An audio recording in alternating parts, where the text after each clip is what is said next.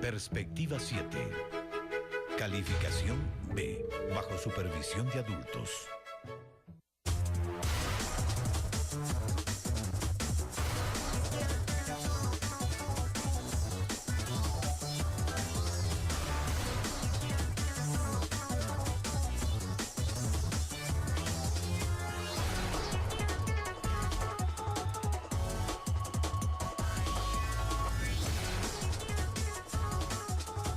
Buenas noches. En el mundo entero, las revelaciones del espionaje estadounidense generan malestar y debate en los distintos foros de naciones. Bienvenidos, bienvenidas. We have on board log labels and wraps cover all passengers and crew members. The labelation will be clear on board the aircraft. ¿Tienen los países alguna justificación para impedir que un avión presidencial vuele sobre su espacio aéreo? ¿Cuánto pesa la opinión de Estados Unidos en las decisiones soberanas de algunos países europeos? Si más de 100 países han expresado su respaldo a Bolivia, algunos preguntan por qué el secretario general de la ONU, Ban Ki-moon, no deplore el atropello en contra del presidente de Bolivia, Evo Morales. ¿Estados Unidos está detrás del espionaje en contra de la Embajada de Ecuador en Londres? Nuestra embajada en Londres hemos encontrado un micrófono oculto. ¿Qué ha respondido el gobierno británico frente al pedido de salvoconducto para Julian Assange, con el propósito de que el fundador de Wikileaks pueda recibir asilo en territorio ecuatoriano? Son los temas que este momento Perspectiva 7 tratará con el canciller ecuatoriano Ricardo Patiño. Bienvenidos al programa semanal de entrevistas y opinión de la televisión pública.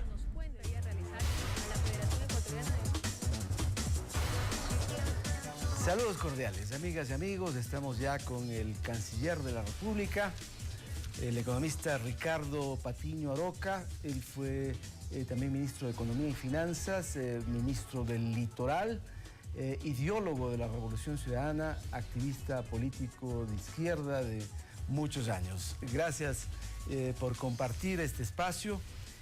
Hay que aclararle al público que este es un programa pregrabado, ¿no? Esto hemos grabado en miércoles, ya que el canciller está, como sabemos, en la cumbre del Mercosur.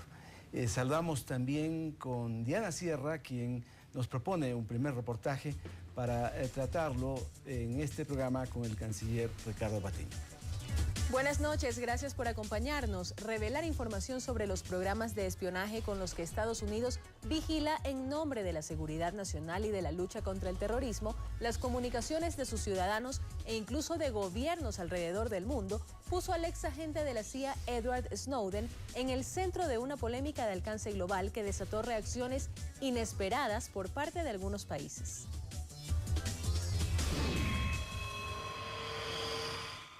...6 de junio de 2013. El diario británico The Guardian publica las revelaciones de Edward Snowden.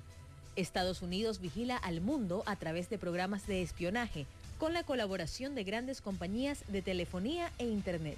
Lo que estaba haciendo Estados Unidos sin autorización alguna era meterse en el secreto, en la intimidad de diferentes países. Y eso no le estaba permitido por ninguna ley interna, porque las leyes internas de cada país no pueden perjudicar la soberanía de otros países. Snowden teme por su vida y parte a Hong Kong. Luego vuela a Rusia, pese a que su país le había revocado el pasaporte. En este punto, Ecuador se ve involucrado en el caso cuando Julian Assange, fundador de Wikileaks, refugiado en la Embajada de Ecuador en Londres, informó que Snowden hizo ese viaje gracias a un salvoconducto de refugiado otorgado por el gobierno ecuatoriano. ¡El pueblo unido jamás será vencido! Más adelante se conocería que Fidel Narváez, cónsul de Ecuador en Londres, sí otorgó el salvoconducto, pero sin autorización oficial. La tercera semana de junio, medios internacionales dijeron que Snowden se dirigía a Ecuador, luego de que el gobierno hizo pública su voluntad de estudiar la solicitud de asilo. Mas Snowden se encontraba en un limbo migratorio en el aeropuerto de Moscú, en una zona de libre tránsito de la cual hasta hoy no puede salir por no tener pasaporte. Ante la posición del gobierno ecuatoriano, congresistas y medios afines a la derecha norteamericana amenazaron con no renovar las preferencias arancelarias, pero Ecuador respondió. Ecuador renuncia de manera unilateral e irrevocable a dichas preferencias arancelarias, ATPDA. Para entonces el debate se había desviado del aspecto principal, el espionaje liderado por Estados Unidos. Estados Unidos amenazó a los países que pudieran darle asilo a Snowden y eso cambió un poco el sentido de la noticia, porque evidentemente el análisis de fondo es cómo es posible que ocurran este tipo de circunstancias que no estén debidamente fundamentadas en el derecho internacional. A fines de junio, el semanario alemán Der Spiegel reveló que instituciones de la Unión Europea, de la ONU y de Medio Oriente también fueron espiadas por Estados Unidos. Días después, el presidente ruso Vladimir Putin advirtió a Snowden que si quería seguir en su país debía dejar de hacer daño a sus socios estadounidenses, reconociendo que estas palabras podrían sonar extrañas pronunciadas por él, pero las sorpresas no terminaban aún. El 3 de julio, el presidente Evo Morales retornaba a Bolivia desde el Foro de Países Exportadores de Gas celebrado en Rusia, cuando su avión presidencial tuvo que permanecer 14 horas en Viena, porque España, Portugal, Italia y Francia le negaron sobrevolar su territorio por sospechas infundadas de que Snowden viajaba en el avión de Morales. Esos países quisieron agradar a Estados Unidos básicamente por las relaciones de poder que Estados Unidos juega en el ámbito internacional. De tal manera que podríamos decir que el derecho internacional ha servido de muy poco. De inmediato, varios países de la UNASUR se reunieron para apoyar al líder boliviano, en lo que no pudo denominarse cumbre debido a la ausencia del presidente del organismo, el mandatario peruano Ollanta Humala. La ONU también trató el incidente. Diana Sierra, Perspectiva 7.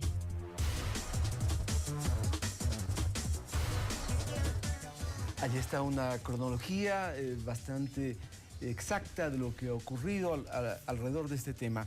¿Cómo entender que Snowden haya solicitado asilo, canciller, a cerca de 30 países? ¿Es una estrategia de seguridad o es una condición desesperada la de Edward Snowden? Bueno, yo creo que evidentemente es una enorme preocupación. Él está siendo cazado como una presa. Lo que sucedió con el presidente Evo Morales lo demuestra. O sea, no es una cosa común. Es más, muy pocas ocasiones esto ha sucedido. En los últimos tiempos no lo hemos visto. Y eso evidencia el nivel de preocupación que tienen que tener los Estados Unidos por la información que puede revelarse. Una preocupación no solamente por la información que se pueda revelar simplemente, sino por el incumplimiento de importantes convenios internacionales que se estarían incumpliendo y que le preocupa a Estados Unidos que se siga revelando su información. Por eso entiendo que el señor Snowden está buscando en algunos lugares, en buena hora, que ha tenido respuestas positivas. Está buscando, pero no puede salir de ningún modo de allí mientras no tenga un pasaporte, una manera legal de poder embarcarse en un avión. Siempre es posible hacerlo, siempre es posible hacerlo. En la medida en que algún país considere que la vida de él está en peligro, considere que es un perseguido político, hay muchas disposiciones internacionales que permiten esto. Una de ellas podría ser, por ejemplo, una condición de refugio que le pueda dar el ACNUR a él, pero también decisiones que los gobiernos soberanamente puedan tomar. No olvidemos las dictaduras militares en el Cono Sur. ¿Cuánta gente salió sin nada, sin pasaporte, sin visa, sin ningún papel, sin ropa, sin nada, sin maleta? Se iban escapando de la persecución política o de la persecución, digamos, ya militar. Y muchos gobiernos de Europa y de América Latina los traíamos para protegerlos. Y no le preguntábamos, señor, ¿usted tiene preparados sus documentos? No, nada. Estaba siendo perseguido. Y es una condición, la condición de perseguido, lo establece claramente la Declaración Universal de los Derechos Humanos en su artículo 14, que establece que todo ser humano tiene derecho, si se siente perseguido, no si lo demuestra, si se siente perseguido, a pedir asilo y a disfrutar de un asilo que reciba. De tal manera que esas posibilidades hay. El problema principal es la seguridad, porque ya vimos lo que pasó con el avión del presidente Evo Morales. Ese es el problema principal, más que el tema legal, porque eso puede ser perfectamente superado con todas las normas internacionales que existen a propósito de este tema. Y podría ser también objeto de una captura violenta. Que digamos, si se produce, seguramente implicaría violación a otras normas internacionales y particularmente a la soberanía de los estados, a la soberanía que tienen los estados para el manejo de los temas de seguridad en su territorio, ¿no? Es decir, es muy difícil pensar, aunque ha sucedido, no olvidemos lo que pasó con el presidente Zelaya, con el presidente de Panamá en su tiempo, que fueron sacados violando flagrantemente las leyes internacionales, que fueron sacados de sus despachos prácticamente y fueron llevados a otro lado. Las cosas pueden pasar, pero evidentemente que estaríamos otra vez transgrediendo normas internacionales. Señor Canciller, el presidente de Venezuela, Nicolás Maduro, ha dicho ya que ese país le va a conceder asilo, ¿no? Lo propio dice Bolivia y Nicaragua, si es que Snowden puede venir acá, vamos a recibirlo. ¿Ecuador descarta esa posibilidad o todavía se mantiene como un país potencialmente asilante en este caso? El presidente Correa ha dicho con claridad que nosotros analizaremos el tema, ya hemos recibido la comunicación de él, pero analizaremos el tema en el momento en que él estuviera en algún lugar que corresponda al territorio ecuatoriano o en alguna misión diplomática del Ecuador. Y de tal manera que mantiene su condición de posible asilante. Pero nos parece muy interesante realmente que 3 países del ALBA hayan tomado la decisión de acompañar en esta preocupación al Ecuador, porque el Ecuador fue el primero que dio la cara ante el problema que se suscitó y seguramente por la experiencia que Snowden conocía de Julian Assange, tomó la decisión de pedirle asilo al Ecuador. Es el primer país que le pidió, durante muchos días no había tomado ninguna otra decisión, y el Ecuador dijo inmediatamente que estamos dispuestos a considerar la petición. Y esto fue un punto básico, un pilar importante en los momentos más difíciles, cuando él recién, hace pocos días, había hecho las revelaciones que hizo. Después, incluso en conversaciones que hemos sostenido con los hermanos gobiernos del ALBA y con algunos otros gobiernos, hay una decisión ya de esos países de hacerlo. Eso es bueno porque también en los temas internacionales las decisiones que toman los países son decisiones soberanas, pero cuando esas decisiones soberanas están también respaldadas por decisiones de otros países, por supuesto que se van fortaleciendo. Esto muestra una afinidad ideológica del ALBA y eso probablemente desde el punto de vista geopolítico es interesante. Pero, ¿qué ocurre? La conversación del vicepresidente de Estados Unidos, Joe Biden, con el presidente Rafael Correa, ¿no? Para solicitarle que rechace el pedido de asilo de Snowden, ¿afecta en algo la decisión inicial que tenía Ecuador de estudiar esa solicitud? Yo creo que el presidente, no, de ninguna manera, porque el presidente, incluso en la respuesta que le dio al vicepresidente de los Estados Unidos, se lo dijo con claridad. Nosotros estudiaremos la solicitud de asilo y, por supuesto, que consideraremos sus opiniones. Las primeras que vamos a considerar, porque ustedes pueden ser considerados el país afectado por una decisión, pero el Ecuador decidirá soberanamente sobre este tema. O sea, eso tiene que quedar muy claro. Por supuesto que tenemos que considerar, como hemos considerado las opiniones del Reino Unido cuando le dimos el asilo a Julian Assange. Pero esto no significa que esa llamada telefónica implica que el gobierno ecuatoriano deja de lado esa solicitud. La solicitud sigue siendo considerada por nuestro gobierno. Pero el momento en que él esté en territorio ecuatoriano. Así es. O en alguna embajada. Así es. El presidente también le ha dicho a Joe Biden que no se entiende la posición ecuatoriana como anti-estadounidense. ¿Qué es lo que quiere posicionar en realidad una parte de la prensa? ¿Cuál es la posición de Ecuador frente a Estados Unidos en este caso? A ver, en primer lugar, sobre el tema del anti-estadounidense, nosotros rechazamos de manera frontal algunos comentarios que se han hecho en la prensa norteamericana, en algunos periódicos, en editoriales de los periódicos, sí, y por parte de algunos diputados en Estados Unidos. Es absolutamente inaceptable. Sus comentarios son, si el Ecuador considerara, incluso si considerara, ni siquiera lo diera, considerara dar un asilo, estaría demostrando que está afectando la relación con los Estados Unidos y deben de recibir las consecuencias, deben de aprender a no tratar así los Estados Unidos. Eso realmente es una grosería. Y la respuesta del Ecuador fue muy firme, muy clara. A ver, señor, esas preferencias arancelarias, que son las del chantaje que nos vienen poniendo desde hace mucho tiempo, no el gobierno norteamericano, pero sí algunos representantes de sectores de la prensa y de las élites políticas, y con claridad le hemos dicho, mire, quédese con sus preferencias arancelarias, nosotros sabremos cómo nos enfrentamos al problema comercial, pero no vamos a aceptar esos chantajes. La política del Ecuador con los Estados Unidos es una política de amistad.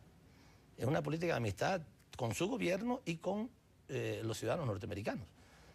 Además, no olvidemos que hay centenares de miles de ecuatorianos que viven allá, y para nosotros es muy importante la relación con los Estados Unidos. Independientemente de que estemos muy en desacuerdo con la política internacional, que en algunos casos es una política belicista, que es una política que nosotros no solamente no compartimos, sino que condenamos en muchos casos. El caso de la guerra de Irak, no de la guerra, la invasión a Irak, lo hemos denunciado permanentemente.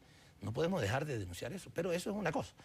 Por otro lado, hay una relación adicional, digamos, que el Ecuador tiene, paralela, que el Ecuador tiene con los Estados Unidos y que la quiere seguir manteniendo porque hay temas turísticos, hay temas comerciales, hay temas de migración, de toda naturaleza. Y en temas de migración, incluso Estados Unidos parecería que le debe al país, porque el propio presidente y otros funcionarios, usted mismo ha dicho varias veces, ¿cómo es posible que Estados Unidos no extradite a los hermanos Isaías cuando de por medio hay un petitorio legal?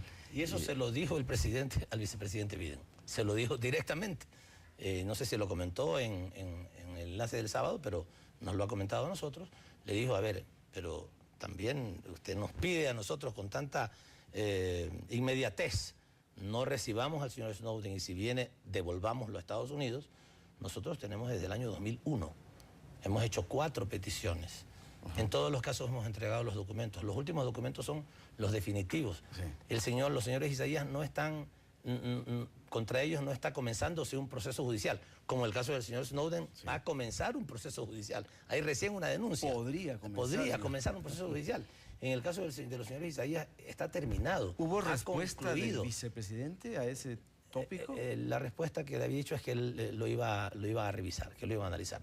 Pero unos días antes, el 20 de junio, hemos recibido nosotros una comunicación del gobierno de los Estados Unidos, mire usted, justamente unos días antes, en el que nos dice que sí, han recibido todos los documentos que dicen que está absolutamente terminado el proceso judicial, está condenado los señores Isaías, pero dice, el Ecuador no ha demostrado suficientemente que ellos planificaron el delito. Imagínense, o sea, el gobierno de Estados Unidos dice que el gobierno del Ecuador no ha demostrado suficientemente que ellos planificaron el delito. ¿Qué tenemos que demostrar nosotros? Nosotros no tenemos, como gobierno central no tenemos nada que demostrar. Si eso se maneja en el sistema judicial, el sistema judicial hizo todas las averiguaciones y tomó todas las pruebas, se tomó años enteros con atrasos y con lo que sea, que seguramente los abogados siempre acostumbran a hacer, pero ya ha terminado eso. Nosotros no tenemos como gobierno decir, sí, nosotros creemos que los señores tuvieron en su cabeza y planificaron. El delito está cometido y está condenado, digamos, las personas están condenadas. Es delicada la situación estadounidense cuando tiene 2 casos que tratar a la vez, el de Snowden y el petitorio ecuatoriano de los hermanos Isaías para que sean extraditados. ¿Acaso no se tramita este petitorio porque ellos tienen grandes inversiones en Estados Unidos? Sabemos que son muy grandes. La información que tenemos, por ejemplo, de la venta de uno de sus bancos allá, el Republic National Bank, es de que obtuvieron algunos cientos de millones de dólares por la venta de eso. Y significa que ellos tienen muchos recursos allá. Y ese es un elemento que el gobierno de los Estados Unidos normalmente considera cuando tiene que tratar un tema de extradición. Y por otro lado, hay información, no estoy seguro de la verificación de la misma, pero que establece que también ellos han aportado a las campañas electorales. Y eso a veces también tiene su efecto en las decisiones que el gobierno toma. Algunos medios, ¿no? Incluso el señor Robert Menéndez, que es quien dice que Ecuador debería salir del ATPDA, es uno de los que recibe dinero del hijo de Roberto Isaías. Esa es información que ha sido publicada.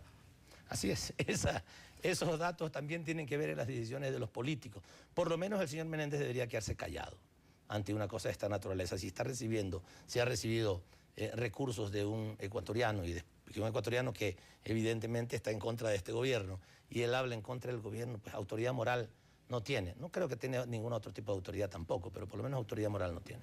Volvamos al tema Snowden muy específicamente. Hubo un salvoconducto. En principio, el gobierno ecuatoriano dijo, nosotros no lo hemos emitido. Luego se supo que el cónsul Fidel Narváez lo había hecho. ¿Van a retirar del cargo de cónsul a Fidel Narváez?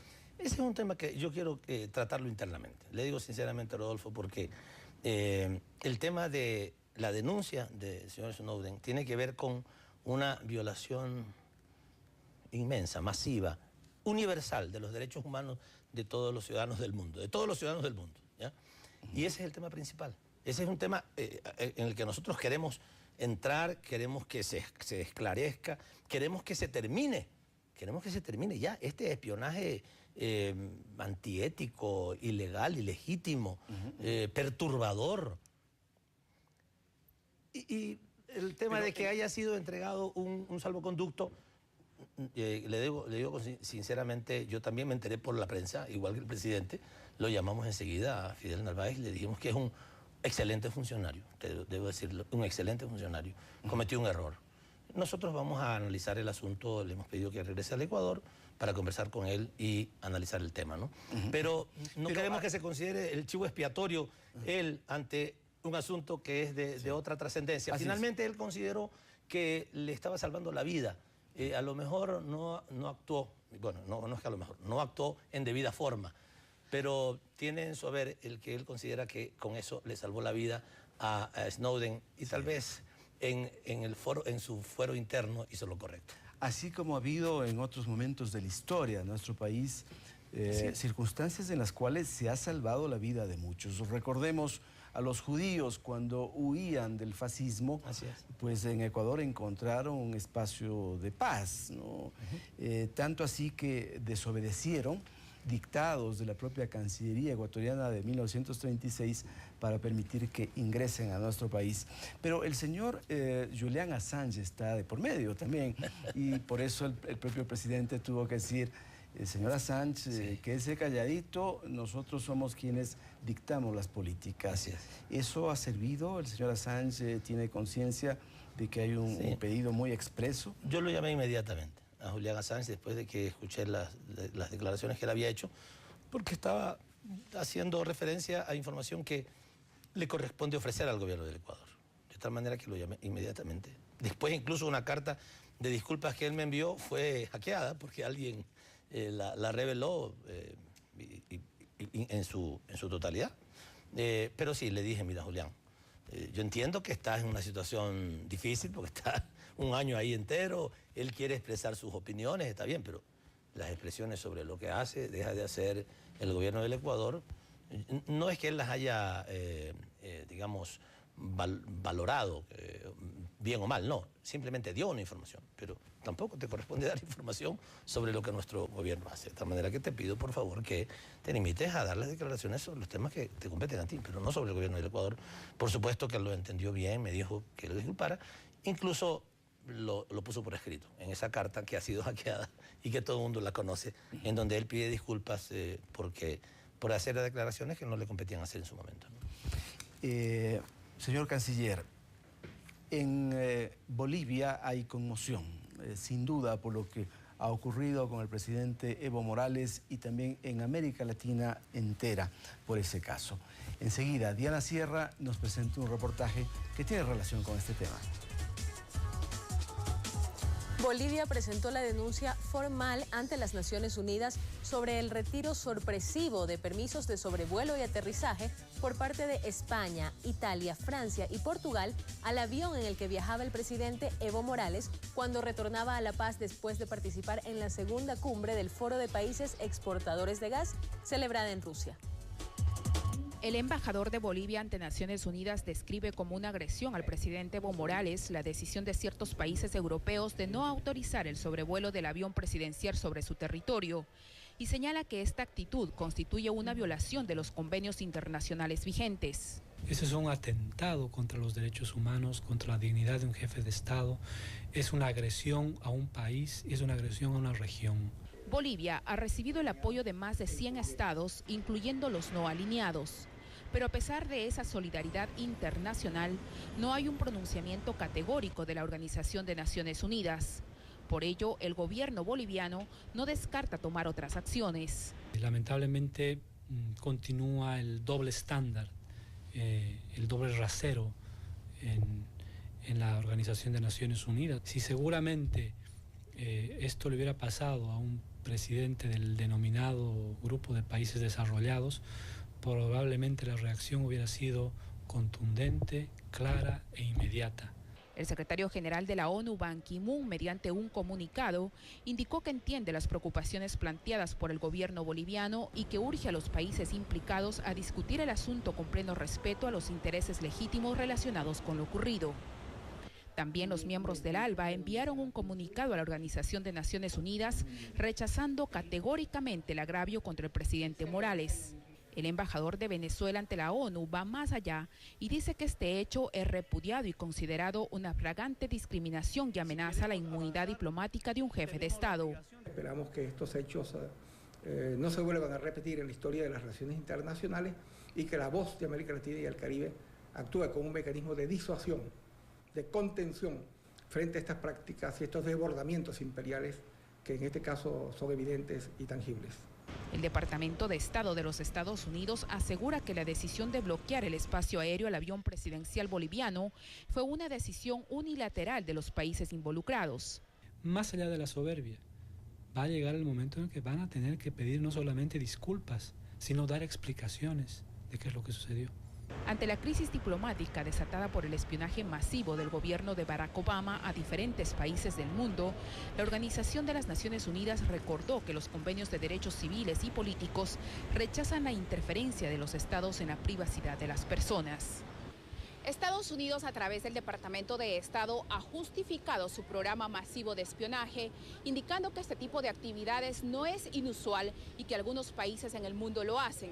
Sin embargo, los embajadores de Bolivia y de Venezuela ante las Naciones Unidas lamentan que el gobierno estadounidense no reconozca su error y trate de justificarlo a nombre de los planes de seguridad nacional.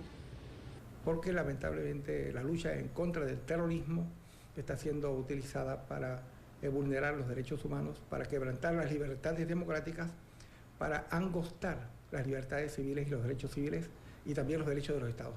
El vocero del secretario general de la Organización de Naciones Unidas indicó que la libertad de expresión no puede existir sin protección a la privacidad y recordó que para muchas organizaciones, incluyendo la ONU, los informantes cuentan con protección.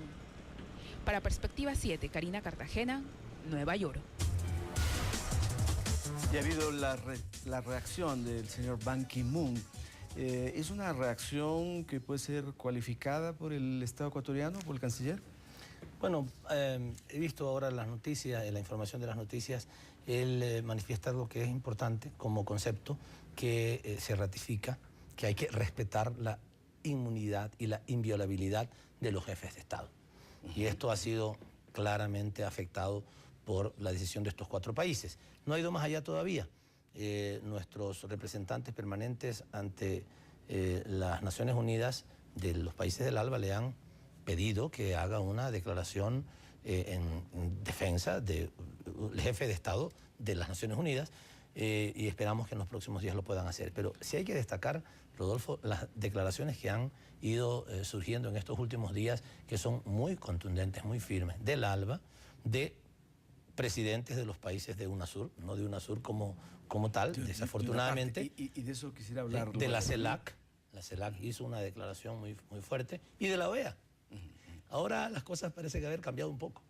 No olvides que la OEA tomara una decisión que pudiera afectar al gobierno de los Estados Unidos, porque en este caso se sienten incómodos con la declaración, con la resolución que ayer adoptó la OEA, que es muy fuerte, muy importante, condena a los países que afectaron el viaje del presidente Morales.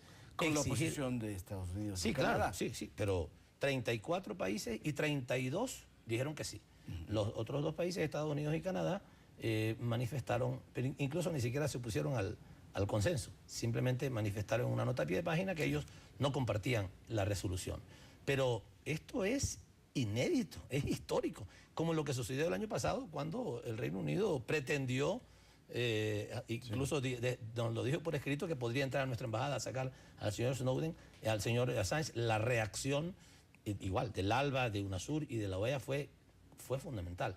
Y ahora también el mundo está cambiando. América Latina está haciéndose sentir de otra manera, porque hay un mayor nivel de independencia, hay ahora sí una soberanía en ejercicio, porque antes era teórica, ahora está en ejercicio.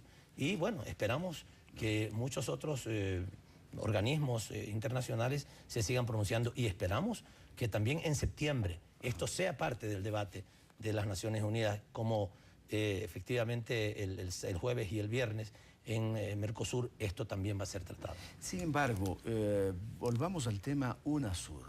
¿Cómo es que no se logró que los 12 países, a través de sus presidentes, de su máxima representación, estuvieran presentes en un evento que tenía enorme trascendencia? ¿Está dividida la UNASUR?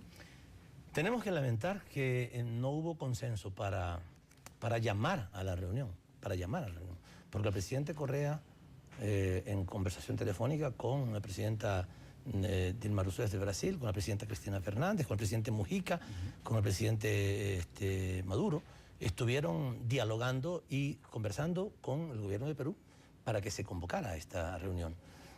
Yo estuve conversando también, dialogando permanentemente con la canciller. Desgraciadamente, la información que recibimos es de que no hubo consenso de todos los jefes de Estado para llamar a esa reunión.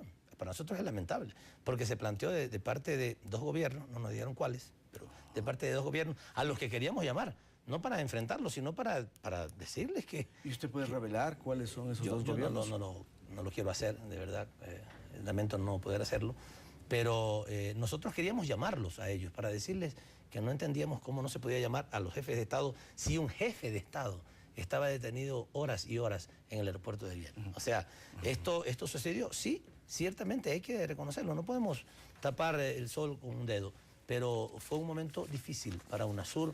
Afortunadamente los presidentes decidieron autoconvocarse y estuvieron prácticamente todos los gobiernos, aunque no con sus jefes de Estado, pero estuvieron representados allá. Y eso es bueno. Y a propósito de eso, veamos lo que dijo el presidente en los días anteriores respecto de esta reunión trascendente que ocurrió en Cochabamba, Bolivia. Pero no ha sido fácil llegar. No se ha podido hacer lo que se llama una cumbre de presidentes de UNASUR. Y hubo países que se opusieron, bloquearon esta cumbre de presidentes, compatriotas. Y yo me pregunto, si UNASUR no responde a esto, que no tiene que ver con derecha, izquierda, arriba o abajo, tiene que ver con principios fundamentales del derecho internacional, ¿a qué respondemos? 3 de los miembros de UNASUR están en la Alianza del Pacífico: Colombia, Chile y Perú. ¿Estos países están caminando por un camino diferente al que busca UNASUR? No, UNASUR es un espacio de integración más amplio. En la perspectiva comercial, estos países han planteado que se quieren unir para establecer acuerdos comerciales, acuerdos en temas económicos, financieros, que los acerquen más. Es posible que sus concepciones sobre el modelo económico coincidan, y es normal que así sea, de tal manera que yo no creo que eso deba o pueda afectar la unidad por encima que UNASUR tiene que tener. Por encima de esos elementos debe haber. Igual que lo que pasa con el ALBA. El ALBA es un espacio de integración de países que tienen un mayor nivel de coincidencia en temas políticos, ideológicos, de trabajo con organizaciones sociales, etcétera. Hay otra concepción, pero no debe de debilitar UNASUR. Es decir, todos estos espacios, como la CAN, como Mercosur, son espacios que han ido surgiendo unos antes. Ahora, la Alianza del Pacífico ciertamente ha nacido ahora recién hace poco tiempo, pero no deberían de afectar la unidad de UNASUR. Esto es muy importante. Más de 100 países se han manifestado a favor de Bolivia, de Evo Morales, entre ellos Colombia, Chile y Perú. Pero sin embargo, en la diplomacia internacional no hay que pasar de las palabras a los hechos, no hay que convocarse, no hay que procurar acciones regionales, sólidas. Hay que hacerlo, no siempre es posible lograrlo, porque finalmente cada país tiene también la decisión soberana de decidir por sí mismo. Y lo que no fue posible conseguir en esta reunión autoconvocada de los presidentes en Cochabamba, esperamos que podamos avanzar un poco más en la reunión de Mercosur del jueves y viernes. ¿Qué es lo que hay que esperar a propósito de lo que usted menciona en esta cita del Mercosur? Hay temas pendientes de conversar. Uno, por ejemplo, la reafirmación del derecho del asilo. Hay que resolver ese tema, hay que tratarlo. Nosotros vamos a ver la posibilidad de que esto sea un consenso de los países para plantearlo. Y otro tipo de medidas también. O sea, por ejemplo, hay una preocupación por el tema de la cumbre iberoamericana. Si la cumbre iberoamericana están ahí España y Portugal. España y Portugal tuvieron como gobiernos comportamientos muy poco amistosos con un país iberoamericano, que es Bolivia, que forma parte de la cumbre iberoamericana. Deberíamos de pensar qué debe pasar con la próxima cumbre iberoamericana. Mantenerla, postergarla, pedir suficientes aclaraciones y suficientes disculpas de parte de dos países europeos que participaron en este lamentable hecho con el presidente ¿Las Morales. disculpas del canciller español son suficientes? Quiero verlas, he visto. ¿Ocurre lo mismo que con Ban Ki-moon? Bueno, el canciller español ha ido un poco más allá, ha dicho si es necesario, pero hay que ver qué tipo de disculpas. No sé. Si es que esto se consideró un malentendido, puedo pedir disculpas. No es que si esto se considera un malentendido. Los hechos fueron los que fueron, todos los conocemos y las informaciones existen. Y el cónsul o el embajador, perdón, de España en Austria hizo lo que hizo. No hay duda sobre el tema, eso lo dijo el presidente de Bolivia y no hay ninguna razón para dudar de las palabras del presidente de Bolivia. Lo dijo esa noche, lo repitió en algunas oportunidades. Déjeme tomar un cafecito con usted. Es además una tamaña grosería, como si fuera una criatura. Ya que no me deja revisar el avión, déjeme tomar un cafecito para pegarle una ojeadita al avión. Y yo diría que estos temas, lo que vamos a tratar además en Mercosur en estos 2 días, son temas que tienen que ver con algo que se discute tan frecuentemente entre los países desarrollados, industrializados, y los países con menor nivel de desarrollo. ¿Cómo nos reclaman todos los días, Rodolfo? No todos los días, a cada rato, seguridad jurídica. Queremos seguridad jurídica para ir a sus países, para que quien vengan a nuestros países, para que vengan los capitales a nuestros países. O sea, la seguridad jurídica para los capitales. Nosotros estamos exigiendo seguridad jurídica para los seres humanos, que no nos espíen, que no estemos todas nuestras conversaciones políticas, económicas, comerciales, de recursos naturales. ¿Por qué tienen que ellos saber lo que nosotros trabajamos internamente en nuestro país? ¿Por qué tienen que conocer toda esa información? Y la conocen ya toda, porque nos han espiado todo. Es absolutamente injusto que por tener un mayor nivel de desarrollo tecnológico violen la Declaración Universal de los Derechos Humanos, violen la confidencialidad de nuestras comunicaciones y al parecer, pase eso. Es decir, hay una doble moral, como nosotros lo decimos regularmente, que tiene que terminarse. Hay que actuar con coherencia y con respeto. Al parecer todavía hay quienes siguen considerando que existen en el mundo países de primera y de segunda. Un diplomático italiano ha dicho, Bolivia es quien tiene que pedir disculpas. Esto en pleno siglo XXI resulta increíble escuchar. Resulta chistoso y también vergonzoso. ¿Cómo es posible que después del vejamen que vivió el presidente Morales, todavía un representante de un gobierno italiano le diga, él tiene que pedir disculpas porque no cruzó el espacio aéreo cuando estaba planificado?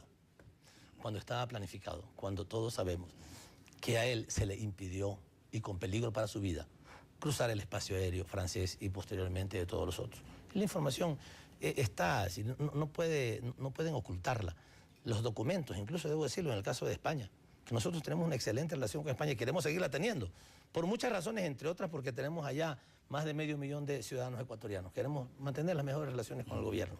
Pero hay personas que sí cometen graves errores. Y quienes tomaron esa decisión de no permitir el paso o el aterrizaje del avión del presidente Evo Morales deben de disculparse y posiblemente deben de recibir alguna amonestación de su gobierno. El gobierno español a nosotros nos mandó una comunicación al gobierno del Ecuador diciendo que ellos nunca le negaron el paso. Pero mira, nunca le negaron el paso.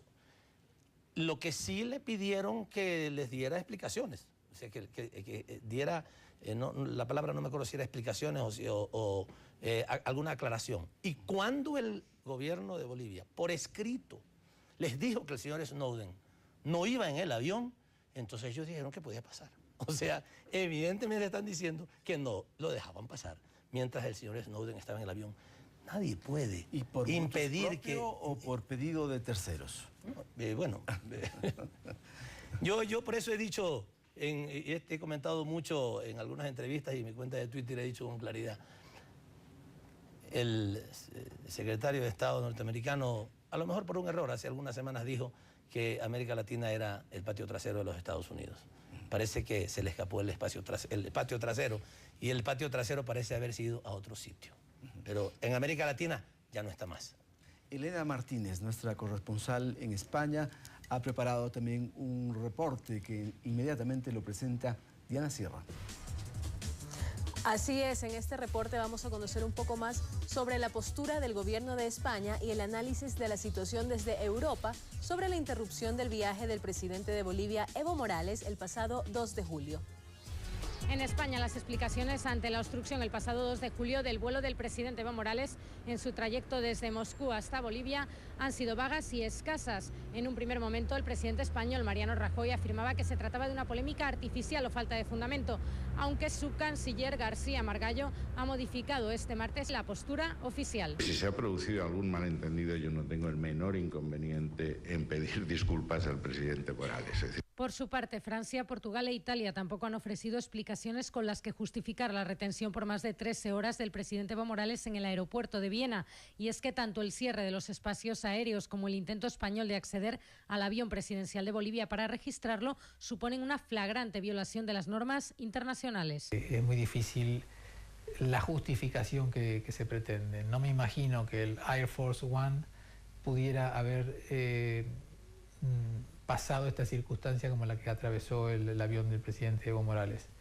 No hay países de primera clase y de segunda clase. Todos tienen que tributar a las mismas normas de derecho internacional. Por lo que analistas europeos convienen en que es necesario que estos países pidan disculpas oficialmente al gobierno boliviano y que se lleven a cabo las indemnizaciones oportunas.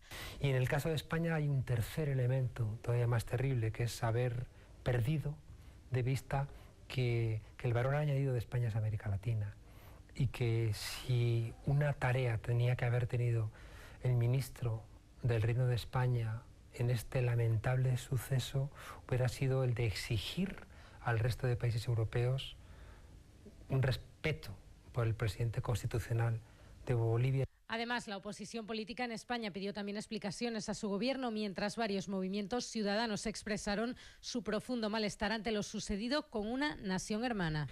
Pero esto demuestra algo tremendo. Cuando se habló de la construcción europea, hubo un momento de euforia que se hablaba, bueno, de la construcción del mercado único, la moneda única y una Europa política independiente con política exterior propia. Eso es mentira. Es decir, este es el fracaso de la Unión Europea. Y es que no son pocos quienes acusan ya a la Unión Europea de carecer de autonomía frente a los requerimientos de Washington. Y permítame la dureza de mis palabras, estos estados son los limpiabotas de las botas del yanqui. Un momento en donde precisamente Europa sabe que Estados Unidos ha estado espiándola. Y lo ha sabido gracias precisamente a una persona que, como dice Naciones Unidas, ha hecho una confesión, una delación, pero con buena intención, es decir, para salvaguardar un derecho democrático como es el de la transparencia. Y es que Snowden no ha destapado solo el espionaje masivo e ilegal que viene realizando Estados Unidos a nivel mundial, sino a qué intereses responden determinadas naciones europeas. Desde Madrid, España, para Perspectiva 7, Elena Martínez. Allí está este reporte de nuestra corresponsal, donde los políticos españoles dicen las cosas duras, ¿no? El señor Julio Anguita, un antiguo político de este país, dice cosas irrepetibles, pero también se plantea este vínculo tan estrecho, este sometimiento de algunos países europeos a los designios de la potencia más grande que es Estados Unidos, en este caso. Eso devela que sigue habiendo una hegemonía, que a pesar de la fuerza que puede tener la Unión Europea, Estados Unidos sigue siendo el poder hegemónico. Yo creo que ahora se ha demostrado eso. Es lamentable, pero se ha demostrado eso. Porque era muy difícil pensar, antes de lo sucedido, que algunos gobiernos en conjunto, en consenso, hayan tomado la decisión de seguir los dictados de un país que, a propósito del término de traición, porque en algún momento se habla de que al señor Snowden tiene que ir a pagar sus culpas porque ha cometido una traición contra su país. Yo he preguntado en algunas ocasiones, bueno, ¿quién ha cometido la mayor traición? La mayor traición contra las normas internacionales de respeto entre los países y entre los ciudadanos del mundo. Esto es mucho más grave. Pero ante esto, ante tamaña declaración, ante tamaña revelación y ante el reconocimiento de lo que ha sucedido, porque Estados Unidos no solamente que no ha desmentido la revelación, sino que ha ratificado que sí lo está haciendo. Los países que han sido además espiados allá en Europa, en vez de voltear la cara y decir, a ver, Estados Unidos, ¿qué pasa con esto? Sin embargo, lo que hacen es lo contrario, es aquel que denunció el hecho, lo tratan de atrapar. Y Brasil, que es uno de los países que se siente afectado en nuestra América, pone en evidencia cómo no solamente en el espionaje interesaba los asuntos militares, sino sobre todo los comerciales.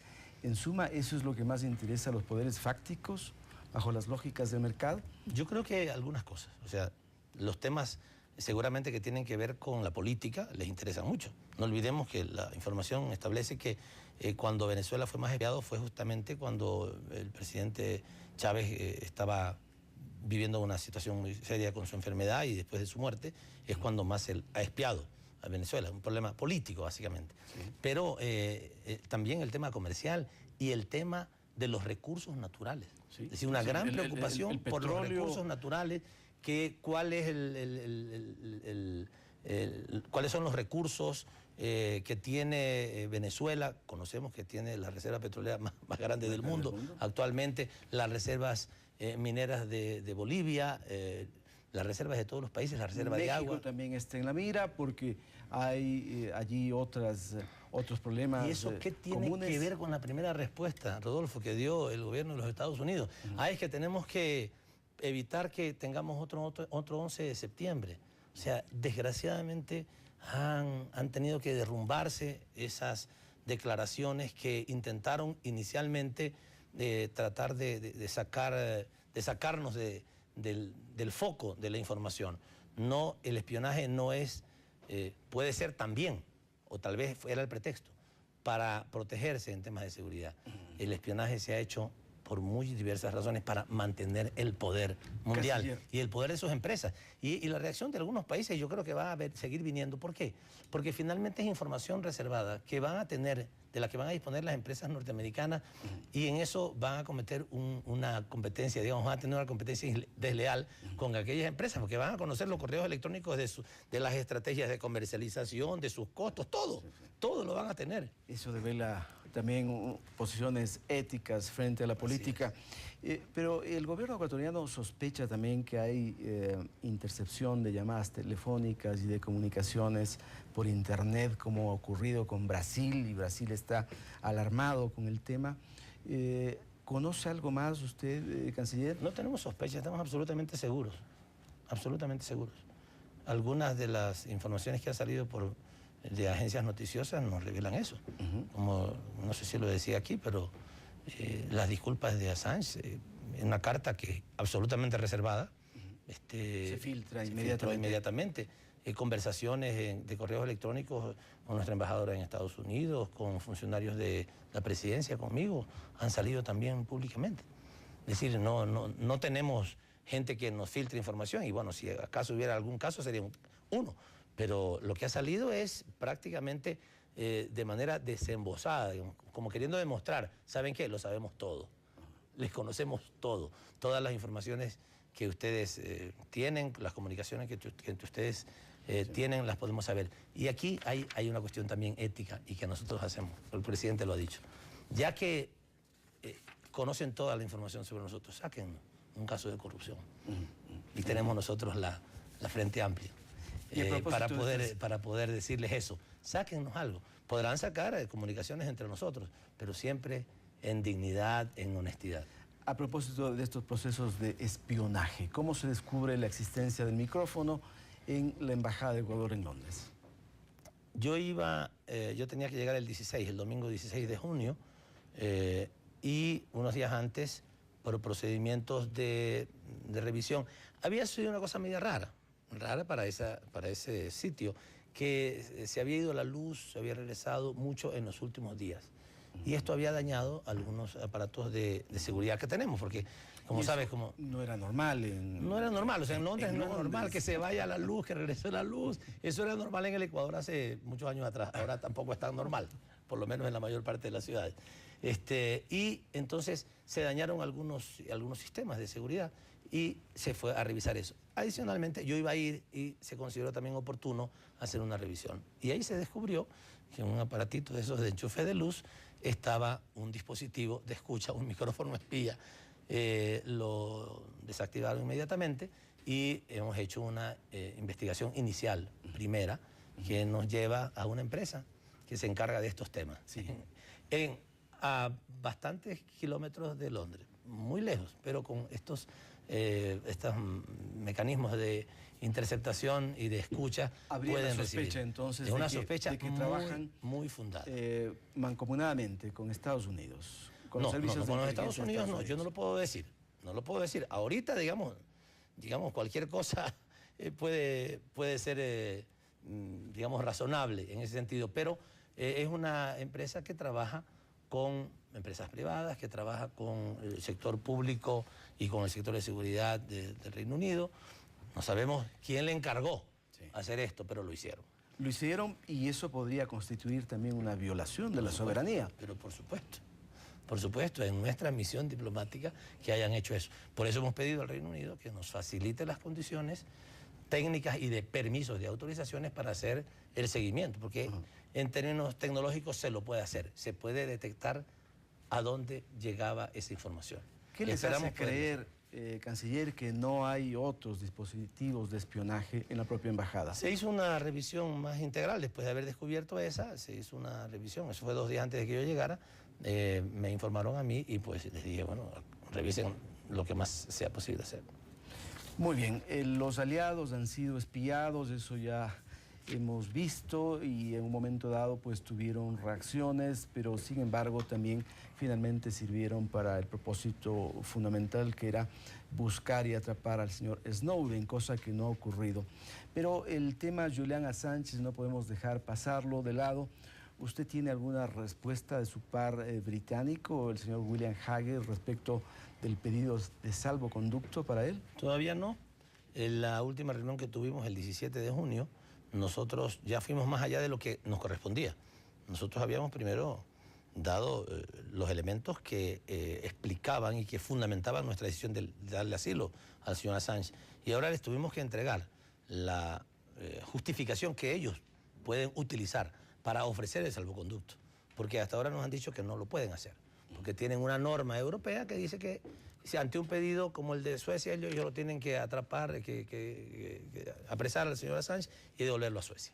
Pero nosotros les hemos dicho cuáles son los fundamentos jurídicos que tienen un mayor nivel de jerarquía y que les obligan a ellos a cumplir con la entrega del salvoconducto. Y esto es muy importante decirlo. Es decir, no se trata de que uno no puede simplemente decir, bueno, hay una... No es discrecional. No es discrecional. Ellos tienen la obligación de cumplir con estas normas internacionales. Y estas normas internacionales establecen, y se las hemos entregado al señor William Hague, que ellos tienen la obligación de ofrecer el salvoconducto.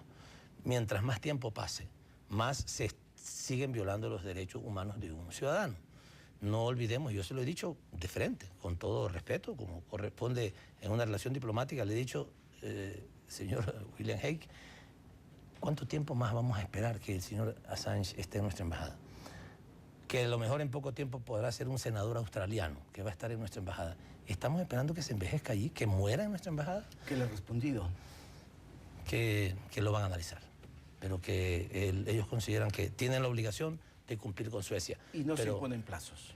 No, lo que hemos acordado es nombrar una comisión que estamos ya estableciendo, una comisión de juristas de ambos países para que puedan ayudar a encontrar una salida que finalmente, por supuesto, está en manos del Reino Unido. Nosotros lo que queremos es contribuir, hemos dado todos los pasos, hemos tomado todas las iniciativas para que no quede en nosotros que no hemos tomado esas iniciativas, para que el Reino Unido tenga suficiente fundamentación para ofrecerle el salvoconducto. Es un pedido universal. Yo creo que todo el mundo está esperando que el señor Assange, como se merece, esté libre, porque ahorita no está libre. Y el Reino Unido tiene en sus hombros esta decisión. Ojalá no deje pasar mucho el tiempo, porque será una responsabilidad histórica. Es una persona que ejerció su libertad de expresión, que es perseguida por eso y que no puede vivir como le corresponde, con todos sus derechos intactos.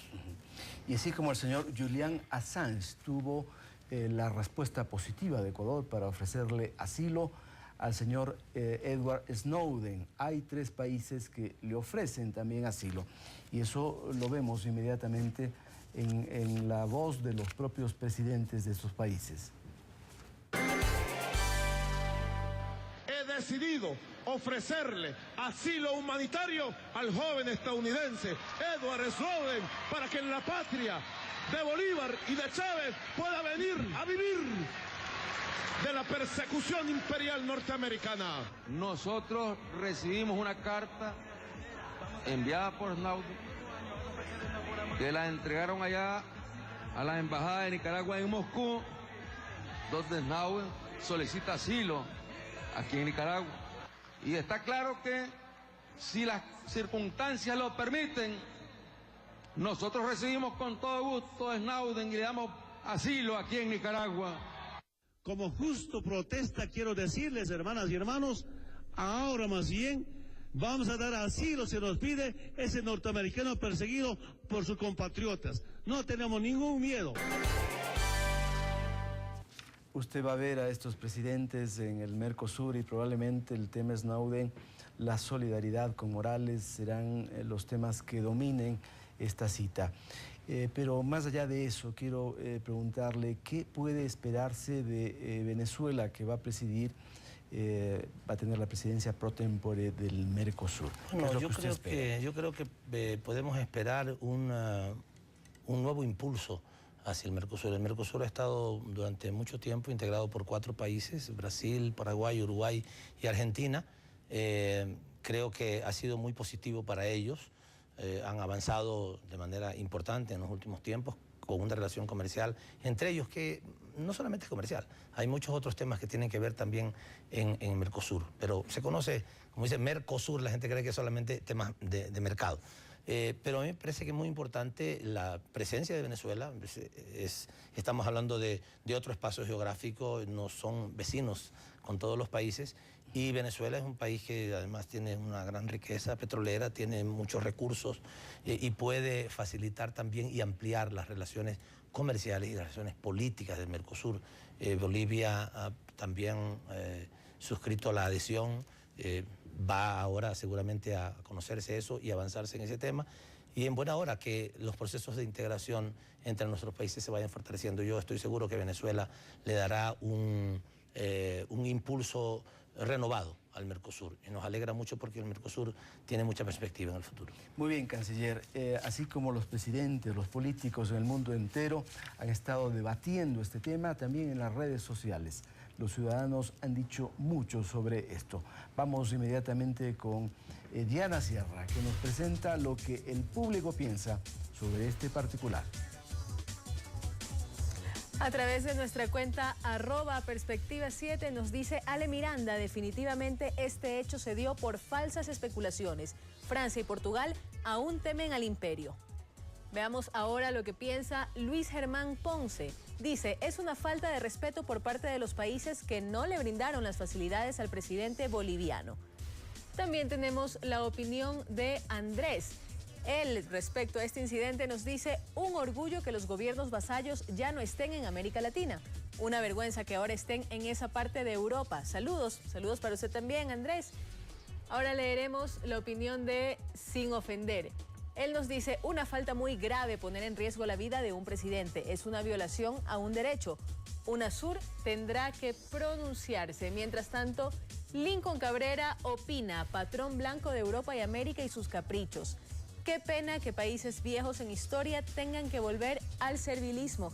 Síganos usted también, queremos saber siempre su opinión sobre los temas que tratamos. @perspectiva7 es nuestra cuenta en Twitter. Rodolfo.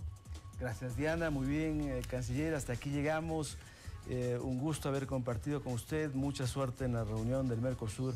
Estaremos pendientes de lo que allí ocurra. Gracias, Rodolfo. Gracias por la invitación y siempre a tus órdenes. Muchas gracias. Y gracias también a ustedes, amigas y amigos. Que pasen bien. Hasta pronto.